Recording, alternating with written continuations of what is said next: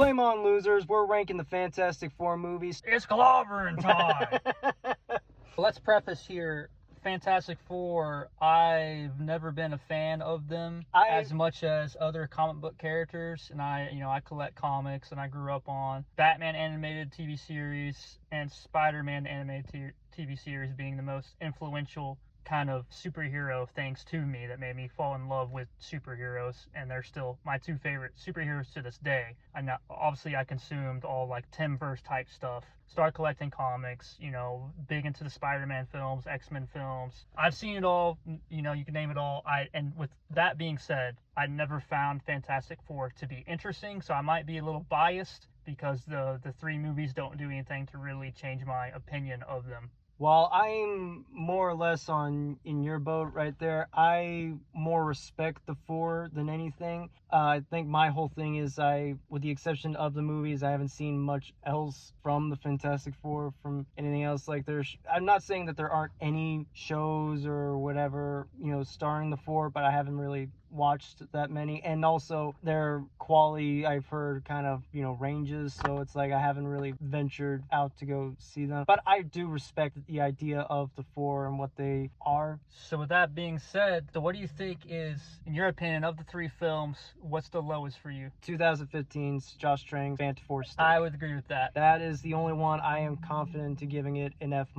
Yeah, I would give that a 1 star out of 5. How is it that this movie came out during the same time as all these other comic book films? Ant-Man also came out in 2015, which is a far, far superior film. And as I said, and it, as the trailer likes to boast, it's from the studio that gave us X-Men Days of Future Past. So it's like, this just seems like it was just made to be sabotaged, because I'm thinking nothing about this works at all, I will say, I actually, when the movie starts, I'm actually on board a little bit at the beginning. When it shows Richard in the classroom, he's like so smart, talking about what he's building, and the teacher's like dismissing him. I start liking that because it's like, it's like a character type thing they're going to be working on here. And I like him building his thing in the garage, showing where he came from and his friendship with Ben. Like the very beginning, I actually say like that opening scene had some promise for me. I'm like, okay, I'm actually, all right, I'm interested to see where this goes. But the moment it loses me is when they use "It's Clobbering Time" to use it as his abusive brother. Yes, the Thing's catchphrase comes from his brother being abusive towards him. And now when I saw that, I was just like, really? Because I thought Fantastic Four is supposed to be bright colored, kind of optimistic, and here we are that, one of the goofier "It's Clobbering Time" is now "It's Clobbering Time" being, beaten by your brother is ludicrous. And that's the moment when it's like, I realize, like, okay, the guys making this movie obviously do not care about the source material at all. No. And after that, it's all a nosedive at this point. So I remember when, fun fact, obviously I didn't see it in theaters, but we did get it on. I didn't see it in theaters either. But I did get it on Blu-ray, and my dad and I were fixing to watch it, and I showed him the runtime was like a little over an hour, like an hour and 40. And when I showed him that, even he was questioning, I was like, that's a really short movie for these kinds of films. What's gonna happen in there? And I'll tell you what happens. A bunch of nothing. Yeah. Like, it feels like all right down to the fact that as soon as they get their powers, it cuts to one whole year. Yeah, this weird, goofy thing of Mr. Fantastic being on the run, and then also Ben Grimm now works for the military, doing all these awful things, killing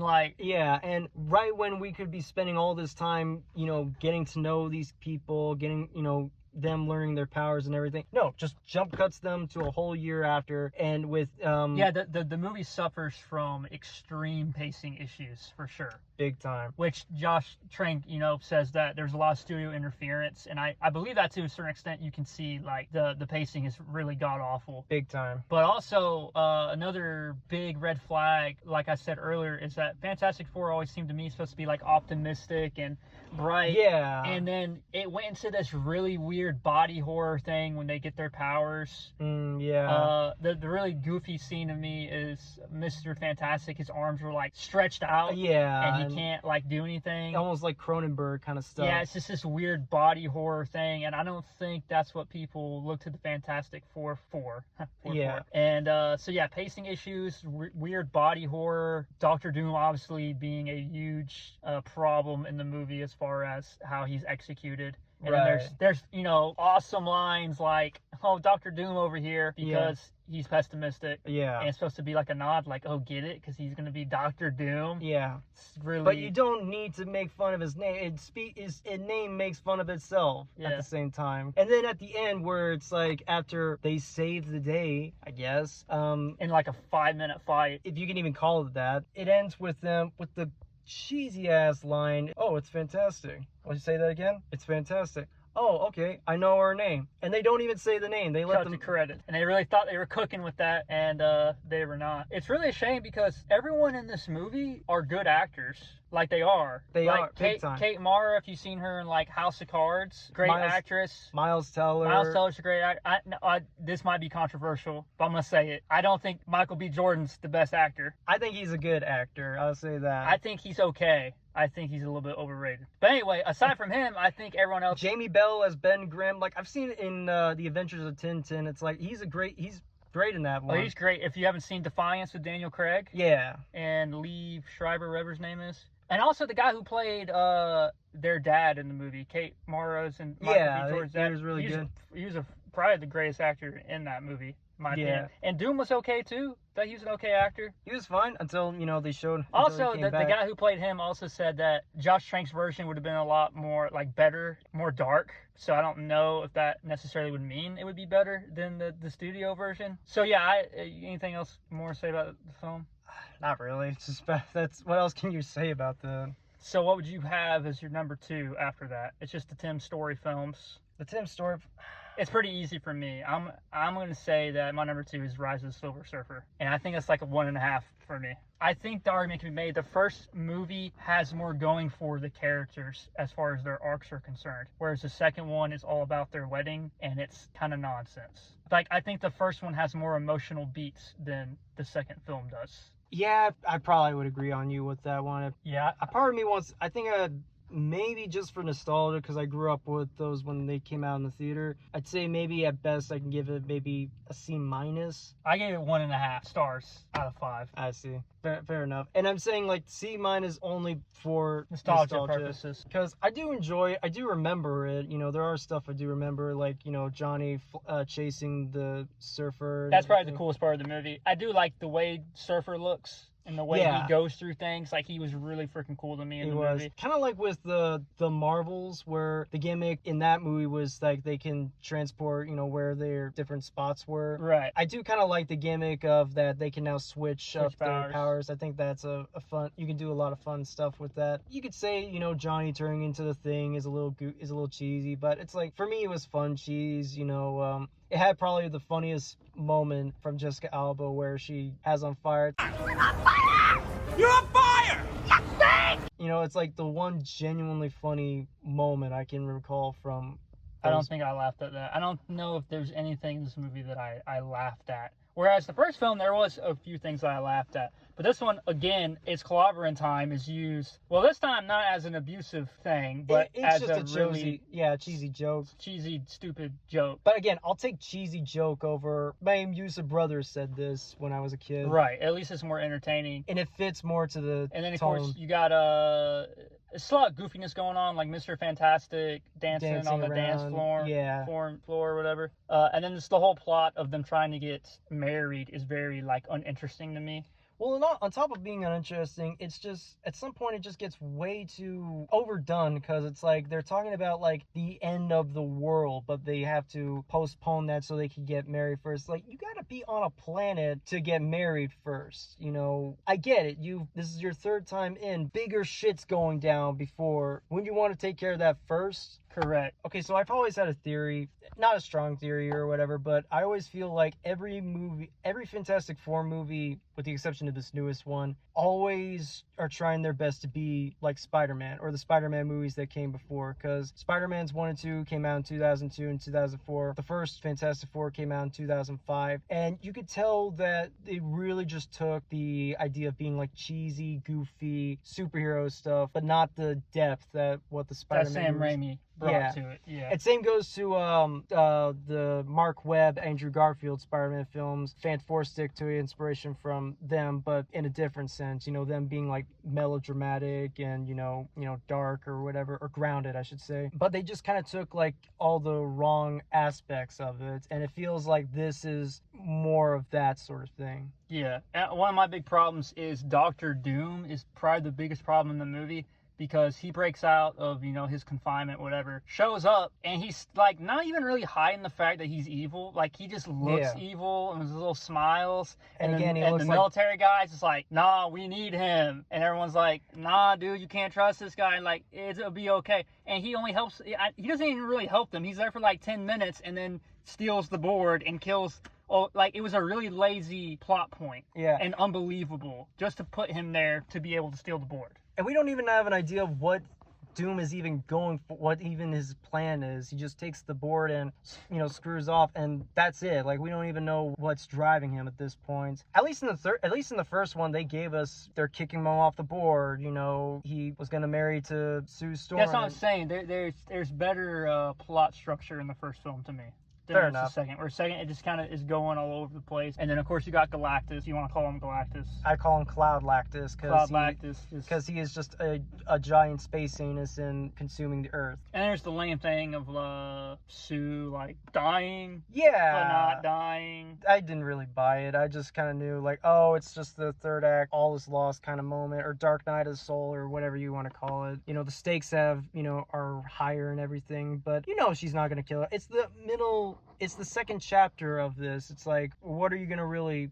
Yeah. So it's kind of insulting to, like, you're writing that and your audience doesn't even believe it. It's bad writing. And continuing what you were saying about with General, that I cannot get over is you could find some drama of like, oh, we're trying to, you know, make a family, but all this stuff is going on. We're trying to, the end of the world and everything. You can find some drama in that. But when they showed that guy, when he shows up, the General guy who just hates them, because and I know they give a reason or something. A few years back, the guy was trying to push a new missile defense system. I'm only here, Richards, because I'm under direct orders from the Joint Chiefs of Staff. We testified that the technology wouldn't work. But it's like, no one's listening to what their beef is. It's just an excuse to add more drama when you don't. It's forced. And he's only there just to be proven wrong and be killed off and everything. And it sucks too, because I hear the actor was a great actor. Oh, he was. But he just was gotten such poor writing. It's like, yeah, he's old boy in Brooklyn Nine-Nine. Oh, is he? He's the police captain. Oh, okay. Yeah, he's phenomenal in that. So we know he can be in good stuff. This just wasn't it. And again, he was just there to be an asshole and, you know, just give the Force some bullshit or whatever, and it just feels forced. Yeah, I think that's the main problem in the movie. Fantastic Force. Pretty clever. That just leaves number one by default would have to be Fantastic Four. Yeah, 2005. What did I give this? I gave this a 2.5. 2.5 stars. I almost like it. I'm gonna give it a C. Just a C.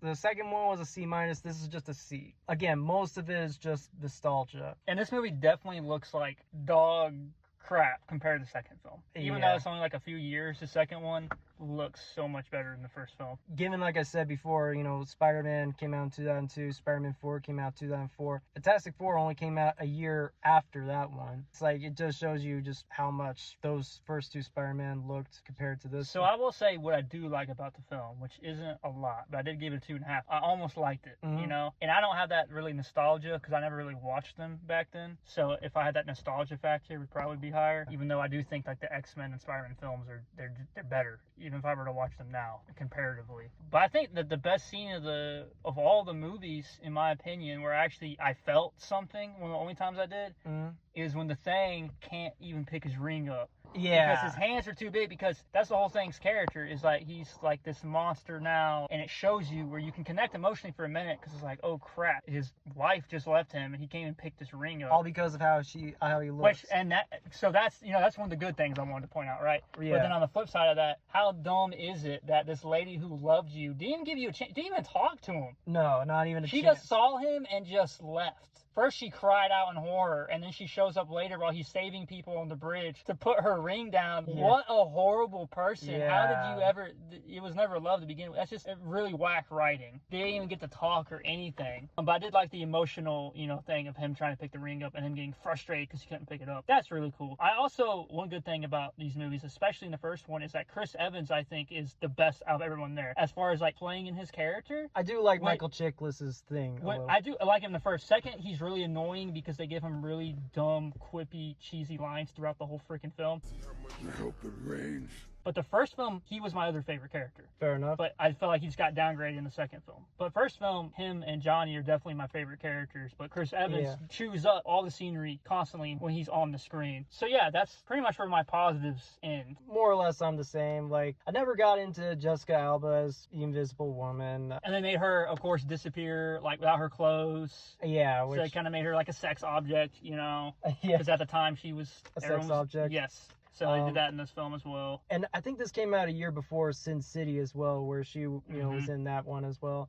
She just wasn't Sue Storm, or at least not the one that I always hear. First off, she looks way too young. I think she was supposed to be the oldest sibling to Johnny, but it looks like he could be her older brother. And all the scenes with her and Ioan Gruffudd seems a little, maybe not too unsettling, but just enough to where it's noticeable. Ioan Gruffudd, I don't hate, but I don't care for that much. He's all right. He's a smart guy. Yeah, he's cool, I guess. He does the absent-minded scientist very well. Given the fact that, he has an accent in real life and he hit it, I think that was, pretty well done. Dr. Doom is lame. I mean, he's got more of an arc in this one than the second film, but he's so lame compared to what we know Dr. Doom is. Fearsome, in the comics. It didn't bother me that they gave him powers, but I just know for a fact that he doesn't have any because he's just that much of a badass. Correct. I guess I kind of liked him gradually, going nuts, or at least him getting all messed up and everything. You see metal coming out of his skull or everything. But again, going back to what I said about with the connections between this and Spider-Man, the whole reason he decides to go rogue and everything is because his company is kicking him out, similar Green to Goblin. Yeah, out am I?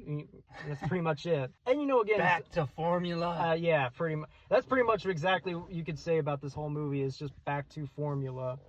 Because that's what made the Spider-Man films work, and try to do it with the Fantastic Four, and it doesn't really do it. And first off, I feel like the whole, I hate to sound pretentious, but the whole soul of what made Fantastic Four work just kind of get lost in the shuffle after a while. I think you can argue because they're mostly in the Baxter building and they're mostly just trying to get along. It's kind of like that family vibe or whatever. It's the closest of the movies. Yeah, but it feels more like just random roommates. It feels like a quirky episode of Big Brother almost. Especially with the torch, pulling practical jokes, with the thing, you can knock when, someone's using the bathroom, that sort of sense. And when it's doing, comic booky stuff, there's always just, silly things.